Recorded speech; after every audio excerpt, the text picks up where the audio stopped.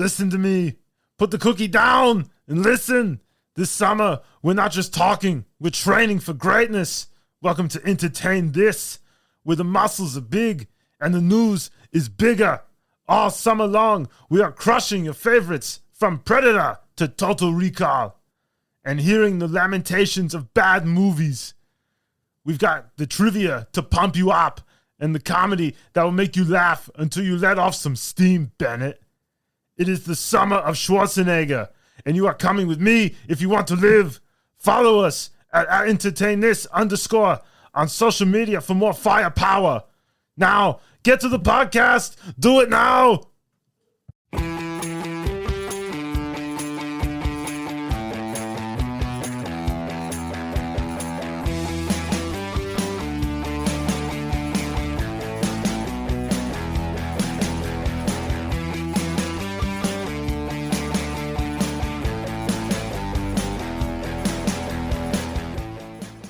Hello, welcome to Entertain This, a podcast about movies, TV shows, and video games. My name is Hayden. With me, I have Mitch. Hello. And Tom. Hello, Hayden. And our guest, Gregory Pellerito. How are you doing? I'm doing great, guys. Thanks for having me. Well, we're excited to talk to you. Mostly, we want to know how you got into the business, where your passions lie, what your favorite movies are, all these kind of things, and obviously what you're working on right now. So, sure. Let's start with the low ball, the softball question. How did you get into the business?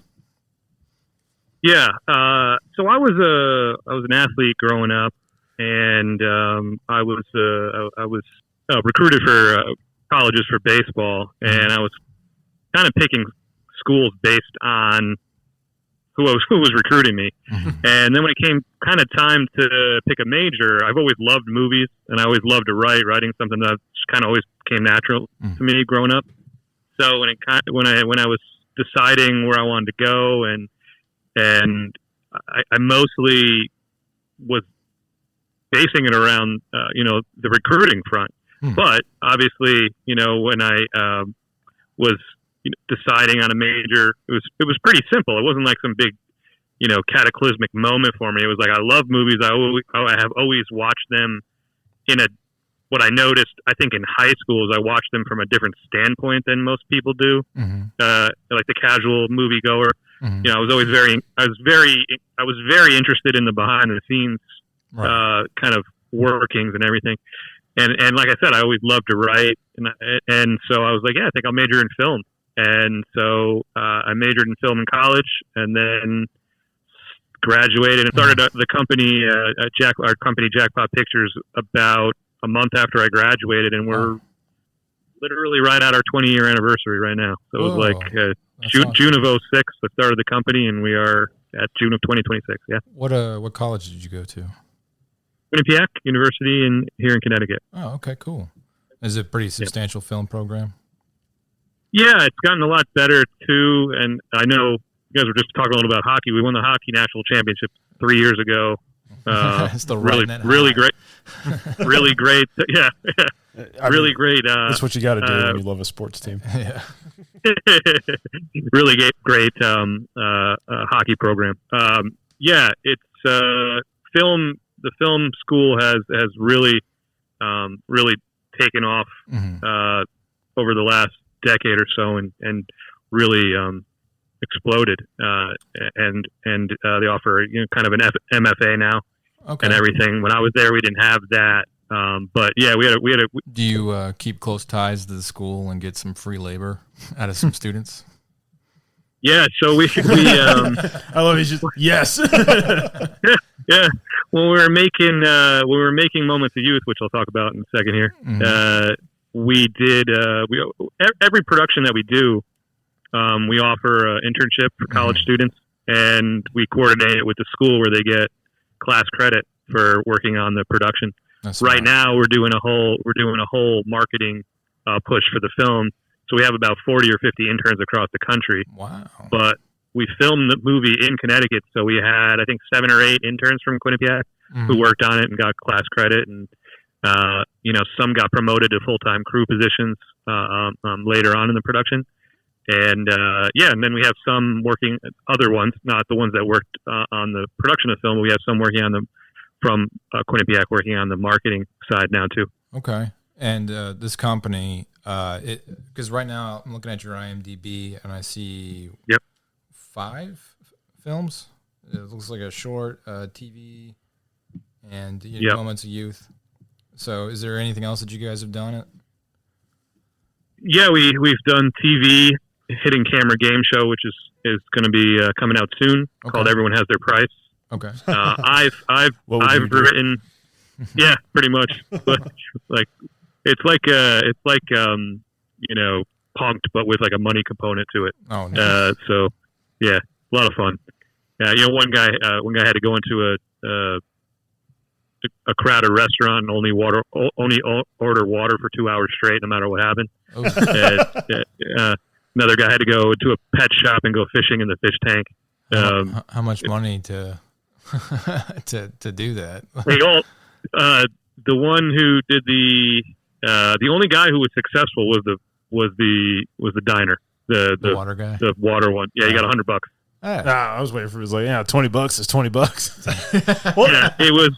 So it was actually, the point of the show is actually who will do it for the cheapest amount of money, not like who will do it for the most. So we would do like who would offer to do it for the cheapest in what's called a Dutch auction, which I learned is like a reverse auction. Instead of going in ascending order, you start at a price and you go all the way down. So we did it like that, and we picked the contestants a bunch of different ways. But we did that a while before Moments of Youth, and then just actually recently found.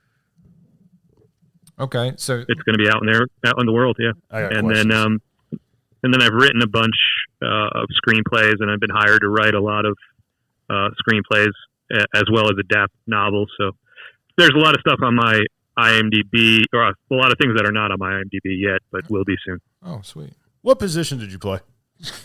In baseball, hockey, baseball. I was a shortstop and a pitcher, and I played outfield too. What about hockey? Center. So my question is, with all your talents as a writer, director, etc., are you going to do a spiritual successor to Major League that's actually good? I would love to. I love Major League. That's so good. But actually, my next film, most likely, it looks like it's going to be a hockey film. That sounds called The Final Score, and it's about a kid. He's a star hockey player, gets hurt in his last game of his senior year, and he has a full ride to Boston College, and hurts his spinal cord injury. But he was always secretly, without, he didn't tell anyone, but he was always a really great musician as well. So he gets back to school, he starts rehabbing, and he's able to, gets cleared to play again. He gets hurt a second time. And a professor at the university hears him playing one day and basically, suggests that he pursue music, and basically it's all his transformation from athlete to musician, and there's a love triangle in there too. It's called The Final Score. So not like Slapshot. No, very different from Slapshot. There's comedy in it though. I like everything I do. I always make sure there's a lot of humor in it, because I think anything that's too serious is always you need a break from it. Especially with this, we're dealing with a fairly difficult subject matter with the injury and everything. Is the Final Score a little autobiographical?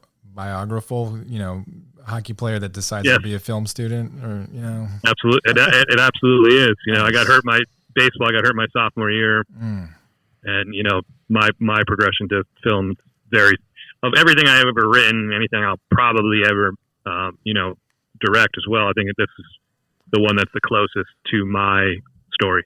Nice. Or autobiographical. Yeah, I can sense the passion in it. I got hurt my first year in college playing football. And this is where I am now. Did you? Yep. I what position? Defensive end. Nice. Where'd you go? Just LaGrange College down South Georgia. LaGrange, right outside. Okay, yeah, sure. Nice. I did cross country. Did you? My sport was other sports punishment. I wrote dirty words in the bathroom walls. Well, cool. I have a lot of questions about your company and stuff, but we should go ahead and jump into your movie. So Sure. Moments of Youth, right? Yep. When's it come out? It is out. So we released on January 23rd. Okay. In the U.S. and U.K. on Amazon. Okay. The premiere was last August. Gotcha. The United States premiere at Festival of Cinema NYC. Prior to that, we had been in a bunch of festivals already internationally. That was our first one in the U.S., which was great because it was in New York in New York City, which is about an hour from me. Yeah. So I was able to go, and my whole family was able to go. All my friends were able to go. That's awesome. Our whole cast and a lot of our crew was able to go. So that was really special, that day. Which festival was that? Date, Festival of Cinema NYC. Oh, It's in Queens. Yep. And we've been in 35 festivals now, and we've won 39 awards worldwide. Wow. So far. More awards than festivals. Yeah. That's a good sign. Yeah.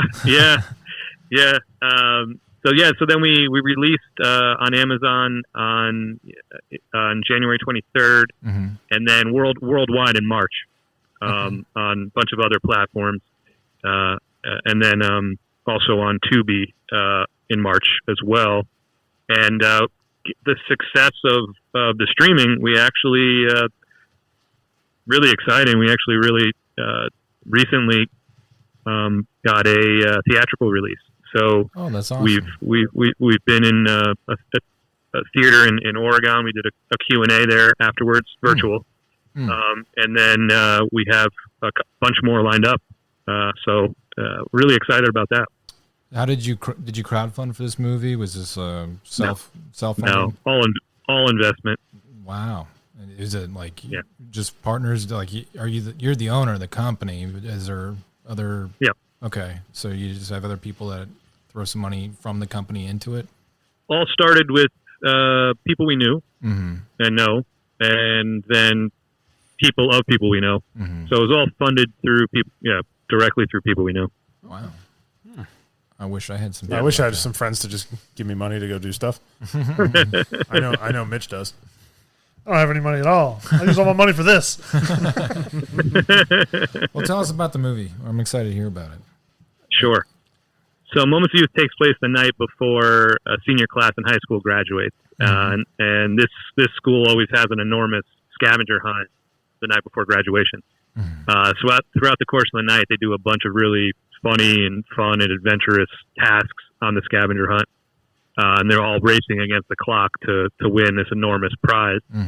So they do all kinds of crazy stuff and funny stuff. We follow a group of friends that are basically split between two teams. We follow them throughout the night. It's basically one group of friends, but 4 to a team is the limit for the hunt. Throughout the course of the film and pretty early on, we're hinting at something much more serious that has happened to this group of friends. And about 2/3 into the film, we reveal what that was. Basically, there was a traumatic event that occurred their sophomore year. Okay. And there's a big reveal scene. Yeah. And in that moment, it sort of serves as their way of moving forward, that they finally talked about it as a group of friends. They have, they still have this really great emotional journey, I guess I would say, as far as, the emotion of the scene, but also the journey over the last several years has been very emotional. Yeah. But the night is probably the best night of their lives. They just ultimately used this as a way of finally talking about it as a group of friends. And they realized this night was about anything but winning this amount of money. Where's it located? Where does the story take place? Story takes place here in Connecticut. It was originally set in Myrtle Beach, but we shot right after everything opened up with COVID. Yeah. Okay. And basically we were preparing it during COVID, and I had no idea what was going to happen with the world and where we would be able to film and what the regulations would be. So I figured, let me rewrite it to be set in our state. So, because I know everything that's going to be happening right here. So I rewrote it to be here, and then we shot it here, which was great. That's awesome. Yeah. How long of a production window did you have? We shot the bulk of the film fall of 2021, and was about 18 days. Then, That's awesome. but then Omicron hit, so we got kind of delayed. And then there's a scene on a private jet that took us a year and a half to book, so we didn't have it yet booked in the fall. We did, and then kind of fell through. So we filmed some more in 2022, and then some more in 23, and then wrapped up filming in 2024, early 2024. But during that whole period, we were editing. So it wasn't like a constant, production straight through. It was like a couple days each year after 21.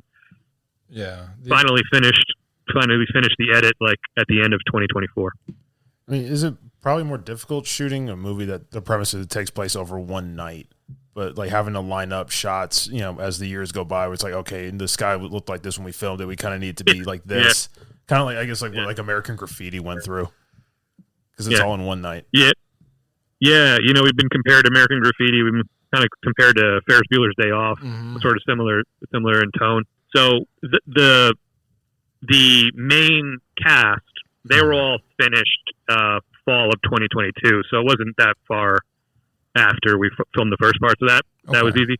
As far as like shots and matching things, I think that making it all feel like one night isn't a huge challenge because we were able to do so much over a long period of time. So I was able to be editing while we were still filming. So I always knew what would work in terms of shots and what wouldn't work because it wouldn't match. And also I was also able to know what I still needed to get based on what we already had that we filmed prior. Right. So it was a luxury in that sense that we were able to edit a lot of the film before we finished. You must have had a very solid shot list, to keep. Yeah, we started about 6 months before we started filming. Corey, our DP, and I, shot by shot, literally every shot in the movie, we shot listed. Yeah, and then I change things a lot when we get on set. Oh, yeah. Both improv and camera wise. Yeah. Did you ever hit a hang up where a year or however long after you started some of those initial shots, you really wanted to do something, but it would just be too hard to go back and redo some stuff? Yeah, there was some stuff that I realized after like editing a lot that I realized wasn't really necessary, and some things that I didn't necessarily write into the script that we worked into the first part of the production that I then wanted to do more of. Yeah. As we did the second and third phase. I keep calling them phases, but there's really nothing else to refer to. Like one of the actors actually said when we went and filmed the private jet, which was like 9 months later, he's like, I feel like we're filming season 2. I was like, that is exactly what it feels like. But yeah, I wouldn't say there was anything that I wanted to get that we didn't. I think I got way. The original cut of the film was way longer than what it is. It's 2 hours and 5 minutes, but the original cut was even longer. Yeah. So I got way more than I even. What you bargained for? Yeah. Yeah. Could I had to trim it down even. So. That's good. It's a good problem to have for sure. But then, you got to kill your darlings and all that stuff. So what did you decide to cut? What was some of the hard decisions that you had to make with that? Yeah. So I didn't cut any full scenes. I trimmed a lot inside of scenes. So a lot of scenes were way shorter than what they shot and what the script was. Right. There was a lot of situations of stuff that was probably if it all stayed in the film, it would have been 4 or 5 minutes, and it ended up being like 30 seconds of screen time. Okay. Things like that. And then there was things that I cut that I just realized I could get there much quicker without showing it. There was a lot again, that was the benefit of filming it over a long period of time. We could film something else that was much shorter and got there much snappier and quicker than the full scene. So there were some scenes that got cut that really weren't 100% necessary, and there was another way to get to it. Right. Yeah. So I always say that anything that happens on set from a production standpoint is always pretty much a good problem to have because you're on set and you're making the film. So I always enjoy pivoting in the moment and figuring out what is needed to be done to make the scene work. The hard part is getting the film off the ground and getting it made. But having, production issues that pop up are not real problems. They're easy to fix.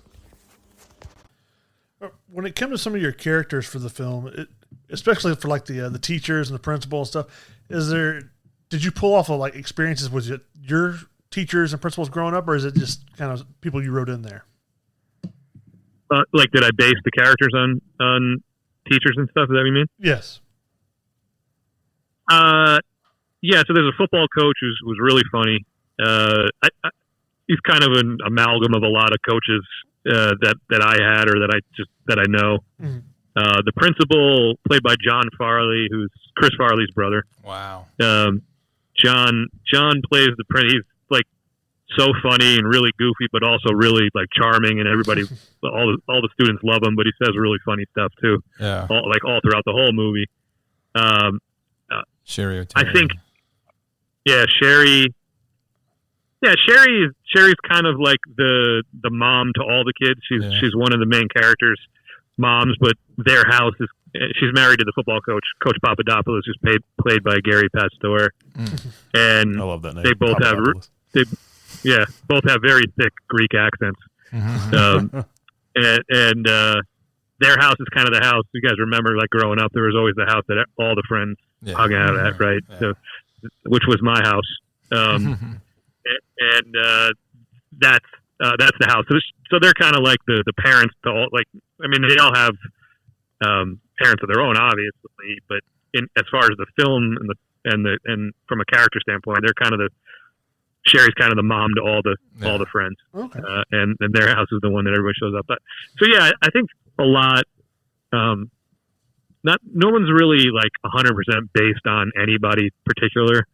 I think a lot of these characters are based on people I know in some capacity. I've never really come across a principal quite like Principal Crenshaw, the way John plays the role. Like, so I think it's probably why everyone really like loves that character so much, because he's so quirky and so funny, but also so just likable. Yeah. And John just, he hit it out of the park with the way he played the role. I love Sherry O'Terry. She's like one of my favorite SNL cast members. Yeah, I'm sure she regaled you with amazing stories of her time. And yeah. She told me about how her and when I first met with her, I didn't know this, but her and Will Ferrell actually created the Spartan cheerleader characters, and they wrote up. I had no idea, and she was telling me all about it, how they did it, which is probably my all-time favorite, like running sketch on SNL. Yes, it was just so funny. And she was telling me all about that, and we talked, and she came with so many just hilarious ideas that we worked in. Like I said, I love improv, so I told everybody to come with ideas, and she's obviously a master at that. So that's great. She would just tack these little lines on to the end of her dialogue, and they're so funny. Do you give them room to breathe with it? Do you demand the one honest take and then let them go crazy after that? So typically, I do I try to do as much work beforehand as I possibly can, where I'll talk about it with them afterwards and get all their ideas, and then talk about what I like and flesh it out from there. And then on the day of, they'll come with more ideas, and usually I'll go with the first take is the script version, right? And then I'll often come up with something else that I want to do in the moment, and then we'll go from there. And then they'll mention something to me. But I take ideas from, it's not just the actors. I'll take an idea from literally anyone, even PAs or anybody. And the whole point is to get the best film you possibly can, and you never know where a good idea is going to come from. Yeah. So I'm happy to take any. There's thousands thrown at you, and you might use a handful, but like I think when I'm in the moment, there's so many more things that you could just come up with, like on the spot. So the first take usually is based on the script or anything that somebody had suggested beforehand. Yeah, I kind of subscribe to that camp too. You need, at least for reference, the first take to be as honest as it can be, and if people want to go crazy, they can. Depending on time as well. I'm sure you had to crush a lot of hearts because you were running low on time. Yeah, so small film, small, independent film. You're always filming way more in a day than you would otherwise. So we were often moving 3 or 4 times in a day, moving locations and stuff. And this film has so much that happens in it because it's basically like every scene is another task that they're doing on a scavenger hunt. So you're going to a whole different place every 5 minutes. And on top of that, we're not just following the story of one team. We're following 2. So it's supposed to be told like simultaneous that this is happening. So we're constantly switching back and forth between the 2. And in order to do that, you have to shoot very long hours, and you have to shoot a lot in a day. Probably some night shoots too, because it's all over one night. Oh yeah, not only night but overnight. Straight through until the sun came out. Yeah. Oof. Were you single unit, or did you have multiple? What's that? Did you have more than one unit? No, just the one. Oof. Yeah. So you were the busiest guy there. Yeah. But I honestly, I don't know that I would ever want to use a second unit. Really? I couldn't imagine not being there for a shot. I really don't think I could imagine that. Like, I couldn't think of like a situation where I was just like, guys, go film that. I guess some like maybe like crowd stuff or like overhead like drone stuff. Sure. Yeah, I could see it. Exposition shots and things like that. Yeah, you don't need to be there when they're shooting the outside of the jet or something like that. So I probably still want to be there. Yeah, we'll see when on the next film if we can do a second unit. Well, at least tell me you had more than one camera for a lot of your shots. Oh, I always shoot. I always shoot 2 cameras. Okay, good. Always for everything. 2 cameras is good. I've when I was in film, I only did 1 camera because I couldn't afford to get extra cameras for a shot. And man, I see people that have like 4 or 5 cameras. They want to get like the 50-50 and then like the double, like the side by sides and all these profiles. And that's just way too much, calculus to figure out your shot list and stuff. But I think 2 cameras is perfect. Two I like because you get the reaction of the other person. If it's a conversation, you get the reaction of the other person, which I think is more natural than just doing coverage of both. Right. I've gathered. It also saves a lot of time. It cuts the time in half. For us, that was a big deal. Yeah. So with your hockey movie that you're wanting to do, as we Tom's got a 1-track mind as we go to the shift. Yeah. How are you planning on shooting the actual hockey like skating scenes? Because from everything I've read about hockey films, like it is notoriously hard to get it and make it look like they're really playing hockey. Yeah. So I watched a lot of how they did it on Miracle, which was a wonderful movie. And they actually had cameras like on the guys, that were skating around. So you would be like in the moment. Like inside it, like they'd be attached, I think, like almost to their legs, and you'd get the angle on this from like the ice up and skating around. So the fact that that's out there now, we'll have to go a step further because that's the last big one that was made. I'll probably do something because of the fact that cameras are much more compact now. I'll probably figure out some way to attach them to people's helmets. Would be my guess. Yeah. Little ones that are really great quality to people's helmets. I think the other component that wasn't around then is I'll probably use a drone on the ice and weave in and out of people. I'll do that. And then everything else that's been done before, I've seen a lot of cranes behind the scenes for like gun movies where they'll put these like little easy rigs on their hands so they can when they like point their gun at different people's, the cameras will shift with it, and it's just like a little bipod kind of thing that can kind of float the camera and keep it safe. I don't even know if that would work with hockey with how fast you skate. I mean, they're whipping their hands around pretty fast. It's a lot of movement. So I don't know. You could probably figure it out. You would probably need to rig it inside of maybe their pads on like their elbow pads. You could probably make it work. Yeah. Or some kind of attachment. Yeah. Do you go through like an R&D process in some of your more complicated shots? Like, how do you plan all these, like the jet stuff? How do you figure all these things out? How do you block for that? Jet stuff. I had the schematics for the jet itself, and then the jet took off the day before, so we ended up using a different one.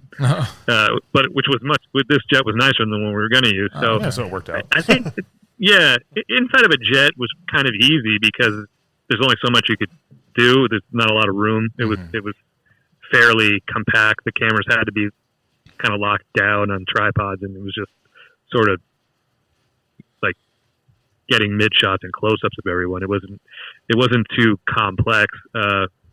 We do have a scene where it took us about 7 days to film over the course of the several years, which was there's a moment where the kids are trying to get into the school. I'll let the viewers watch what they have to get. Yeah. But we used the drone inside the school flying around. And John Farley's first day was he kind of shows up at the school to try to stop what's happening. And I had a 16-hour day scheduled to do all of the exterior stuff. He rides up on a scooter with like a helmet, like a light on his helmet, and one kid's trying to climbing a ladder outside the school to try to get in because it's obviously locked. And I had 16-hour day schedule, showed up and was told that we could only be there for 4. So I got only the shots I absolutely needed with John because we only had him for a couple days, and then went and shot the rest of it in a parking lot, the parts that he wasn't in, and then we had to do a different school for the inside because that school wouldn't allow us to shoot inside of the school. They only allowed us to shoot outside. Okay. So then we had to do that. Then we had to, So it ended up being 7 days over the course of several years. Yeah, making it work. 5 different locations, and 3 different schools. But I did know basically the schematics of the school that we did shoot the interior of. And then we used the second school, which I did use the interior of. I obviously went there and walked around. We had already shot inside of one of the schools for some other scenes, so I knew it pretty well of what the layout was and the hallways and everything. And then the second one, we went and basically I got a layout and then I went and walked around. Also, same thing though. When I get there, I change stuff up like crazy too. So, I hear yeah. That was one of the questions I was going to ask is when it came to the locations, what kind of problems did you run into or anything? Because I'd done some location stuff for Hayden once, and I was talking to different churches, and they were fine with filming outside, but they didn't want to use any of the inside shots of the church. Well, they were like, oh, no. Yeah, the hang-ups with inside locations is, you bring people in there for hours at a time.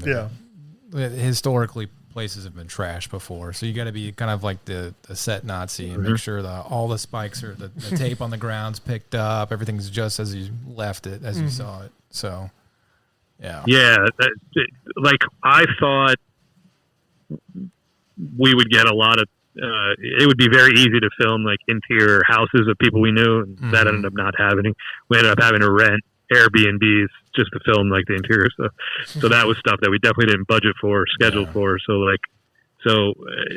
that was a little challenging because I thought that would be the easiest thing. We didn't even assume it would be a problem. We would just have people, oh yeah, sure, come and film in our house. Didn't happen. Well, we did. There was a couple people who did, but it was nowhere near as many as we needed. What do you suppose the hurdle is? Like, do you tell them how many people are going to be there, and they're like, "Ooh," Yeah, right. Yeah. Okay. Right. And they like one place was showed up and someone was like, I thought it was going to be like you and like one person with a video camera and you were going to like walk around. I was like, no, this is a movie. Yeah. Not this isn't this isn't like a selfie video I'm putting on YouTube. It's like a film. If you had to do it again, would you budget some set design and try and make your own interiors? Say that again? If you had to do it again, would you try and like find a way to rebudget for some set design for your own interiors? I think that unless it's absolutely necessary, you can't find it.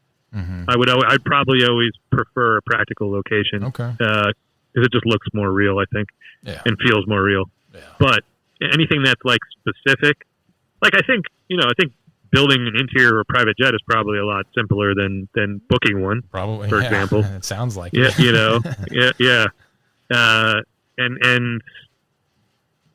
I think everything else that we did in this film, practical locations probably were the best. And I think the best option is definitely the private jet because it looks and feels obviously like a real jet. Mm-hmm. But I think building that kind of set, which by the way, apparently there are no even regular airplane sets like anywhere on the East Coast. I found out afterwards. Really? I think it is something that you would have to build. Yeah. I mean, there might be now, but when we filmed, I heard that there weren't like actual sets. No. Huh. Yeah, I know of a couple in Georgia, but we're obviously a bigger film, area. Yeah. So. Yeah. I think that was the closest one I was told. Yeah. Atlanta. Yeah. So. I guess East Coast is probably not what I should say. At Northeast, I guess is what there was nothing in Manhattan. That's also going to be a huge hurdle for you because you're probably like the big film scene in the area, short of New York, which is an hour away, you said. So, you're kind of on your own little island having to make things work out for yourself. But credits to your creativity and making it happen. So. Yeah, everyone was pretty much, except for Sherry and John, a couple others. Everyone was cast out of New York. It's like a 45-minute train ride, so that's pretty easy to get everybody back and forth.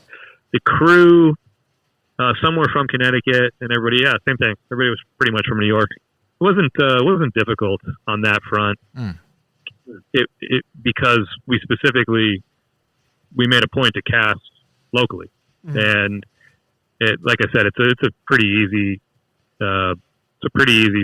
train ride, and then depending on traffic, it's a little over an hour to get in and out. Well, we're kind of winding down, but I wanted to ask you one question, kind of off topic. You said that you've been writing since you were a kid. Have you ever read some of your old scripts and been like, "Oh, this is going to be a great movie one day," or you're like, "Ooh."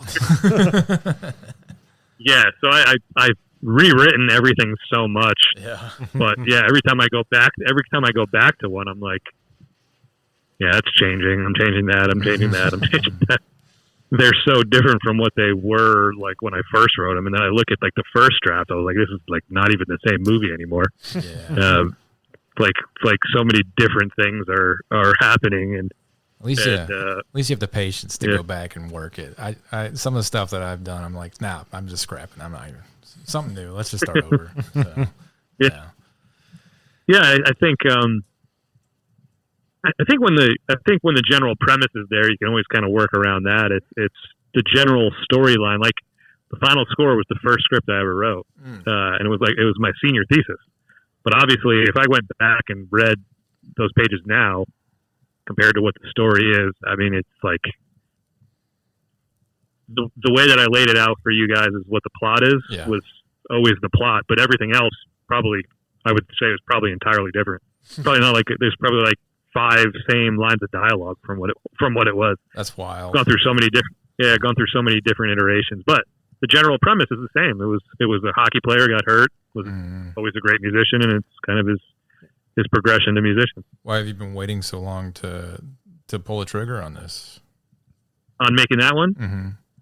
I always wanted to make it first. It's just a little more expensive than say What Moments of Youth was going to be.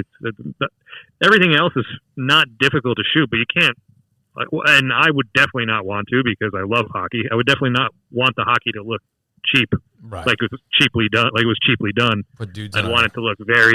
Yeah, that would drive me nuts. So put dudes on a conveyor belt. Make the motion like they're yeah. Yeah.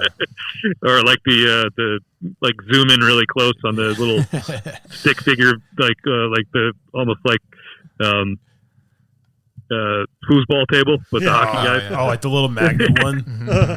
Oh, that would be funny though if you did it. Huge miniature. So that's why. Yeah. Are you looking for that's why I actors who know how to ice skate? Or are you looking for hockey players who can act? For the main actor is probably going to be like probably going to have to do like a national search for an unknown, because I want him to be able to do everything. I want him to be able to skate, so I don't have to fake it and be really good. Well, And I want him to be able to play the piano and be really good and sing. So for him, I think he's got to be kind of like a 1 in a million actor. it sounds like as far as everyone else. It sounds like Connecticut might be a good spot for that. Well, yeah, hockey's a prevalent sport in the Northeast. Yes, it is. As far as like everyone else, I think that the bulk of the hockey can probably be actual hockey players because it's college and their helmets probably won't 100% show their faces because you got the cage or you got the glass in front of them.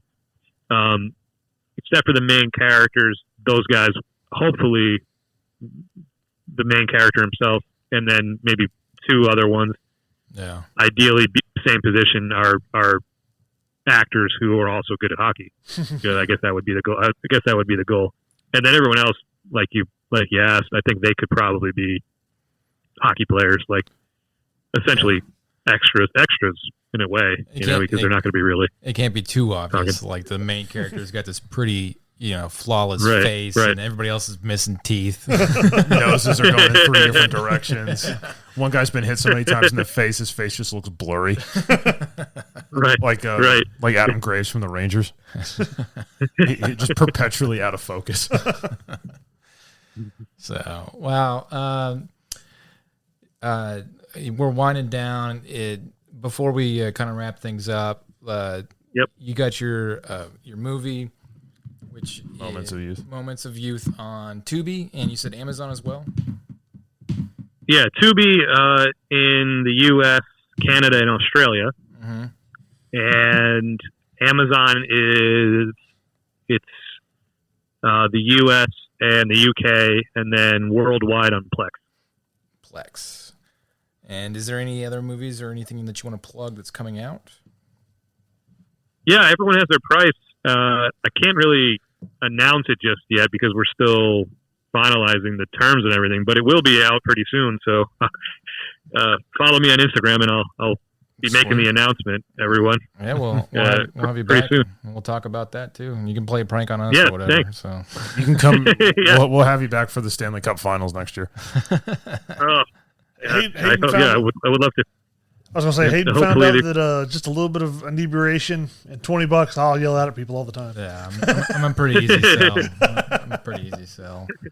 Yeah, you guys, when we film season 2, you guys should come up and be contestants. You got it. I just want to be the guy who's like yelling into the mic for like what Hayden has to do. All right, sure. And I want Hayden to show up at like an ice skating rink in like Connecticut, and he has to go out there and try to play against kids who are playing hockey. You got to pay for my hospital bills.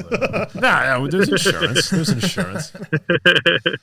Well, Gregory, thanks so much. I love talking to people like you, especially somebody that's kind of as far and as successful as you have. 20 years in the industry, and I hear a lot of people that have like their kind of one-hit wonder, and then we never see them again. And I have a feeling that you're going to be around, and hopefully you come back with some even better, more Oscar-worthy kind of stuff, and we can kind of keep this relationship going. Absolutely, I'll come back each time I got something new. I'll come back and share it with you guys. And I intend to be making a lot of films, and also we're going to get into scripted TV next too as well. So. Sweet. I'll come back and tell you guys all about it. All right. Thank you, sir. Thanks for having me.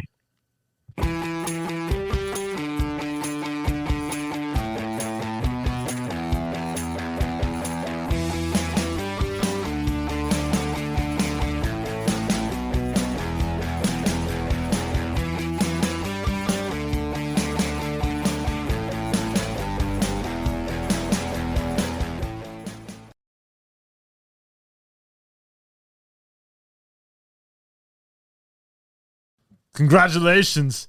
You survived another episode of Entertain This.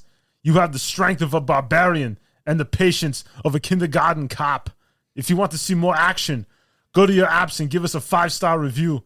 Do not be a hothead, Bennett. Be a winner and join our army at @entertainthis_ on social media to tell us which movie we should terminate next. The summer of Schwarzenegger continues next week. Until then, stay hungry. I'll be back.